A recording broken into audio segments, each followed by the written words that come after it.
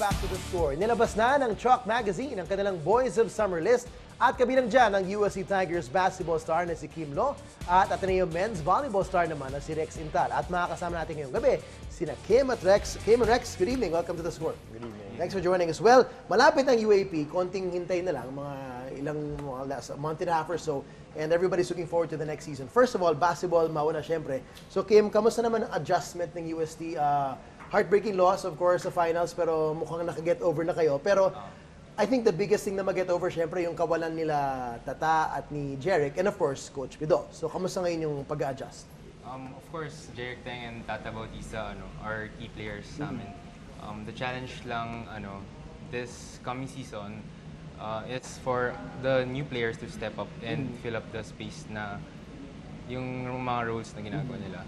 Well, si Coach Bong, yung coach niyo ngayon, hindi naman siya total stranger sa inyo. It's not a total outsider.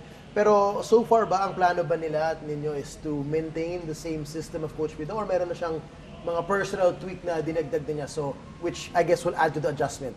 Meron na rin actually. Okay. Nag-adjust na rin kami sa system na ginagawa niya. Hindi ko masasabi na parang kanina mas okay, pero syempre as players, we just adjust and adopt. Okay. Well, para naman sa volleyball, you guys, Rex, did a great run from, tama ba, 7th place last year. Tapos runner-up this year, almost another miracle run like what the women did, no? Of course, you wanted to win the championship, pero kahit pa paano ba masasabi nyo, content naman kayo sa improvement nyo the whole season? Yeah, content na rin kami, pero syempre gusto pa rin sana namin mag-champion.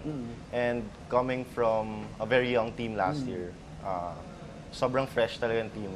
Puno ng rookies and sophomores yung starting lineup, and dagdag pa doon yung bagong coaching staff. So, kailangan talaga namin ngayon is experience. So, we'll try to join as many leagues as we can before UAAP kasi we are a team to beat talaga sa UAAP. Right. Kasi, ano ba nagbago? I mean, of course, you got a new coach, pero sabi mo nga, actually, dati na siyang sa Ateneo, but different team kasi that was many years ago.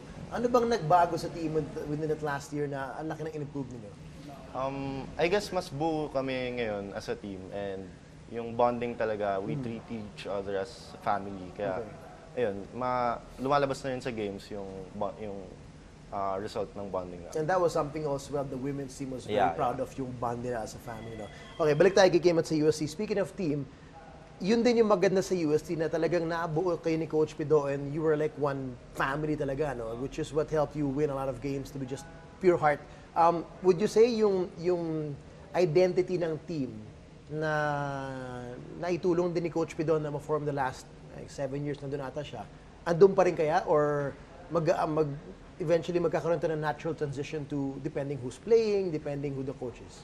Of course, andun pa rin yung puso, pride, palaban na andun pa rin yung in-instill sa amin ni Coach. Syempre, kami as the veterans, we instill it to the new players who are coming in. Is it easy for them to pick it up? Kasi I can imagine, bilang mga freshmen, ang daming adjustment yan. Una, college. Pangalawa, you're in a big school na grabe yung expectations as a player, di ba? Tapos, parang you humble down to be part of the team, part of the system. Kamusta yung tulong na ginagawa ninyo bilang veterans? I guess looking back, nung bata ka, nung rookie ka, ano natutunan mo noon na tinuturo mo ngayon sa mga rookies? Of course, it all starts sa practice. Siyempre, yung character namin sa practice, yun yung magiging habit namin sa game. So, go hard lang palagi sa practice, and then yun nga, repetition ng tamang gagawin. Okay, ito. Medyo controversial question pero personal opinion lang naman. So, maliwanag.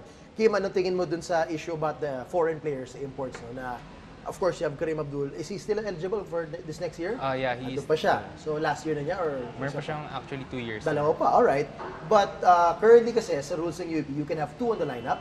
Diba? May nadagdag na bang isa this year? Wala. Wala pa. Pero alam ko meron kayong nagre-residency. Meron mga medyo matangkad. Mga 6'11 lang ata. Di ba? Mga 6'11. Okay.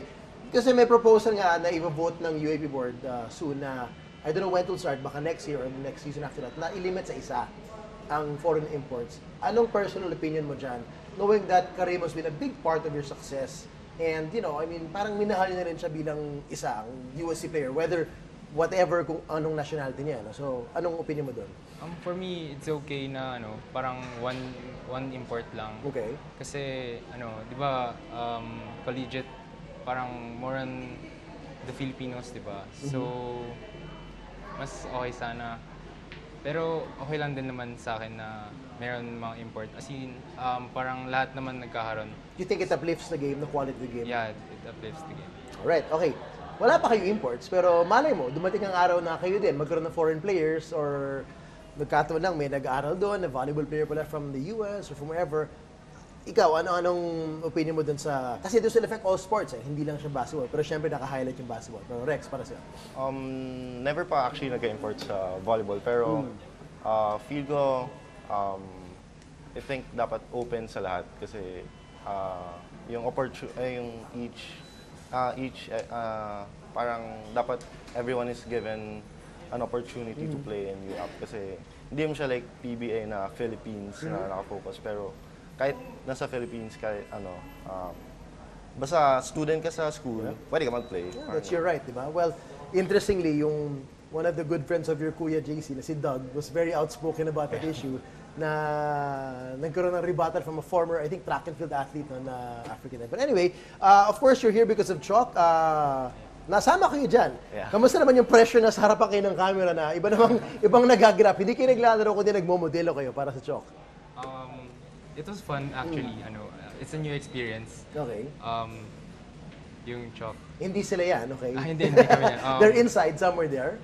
Yeah, we're inside. Alright. Kamusta yun, Rex, para sa'yo? I mean, to do something like this well, of course, it helps promote your school, your sport as well, but to do something different. Natatawa na sila. Siyempre, thankful kami na nabigyan kami ng opportunity na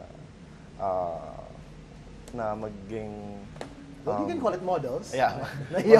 Ayan, who's who? No, that's not you guys. Okay. Ayan, si Kim. Ayan, si Kim yun nasa right. Tama ba, Kim? Oh, yeah. Kasi nag-transformation kayo Parang bad boy look. Makeover. Yan. Right. Well, check it out. The boys of Summer of Chalk, not just athletes, but all the other celebrities as well. Rex, Kim, good luck sa UAP season. We can't wait to see you guys back on the hard court. And we'll see you again. Thank you so much. Thank Salamat. you.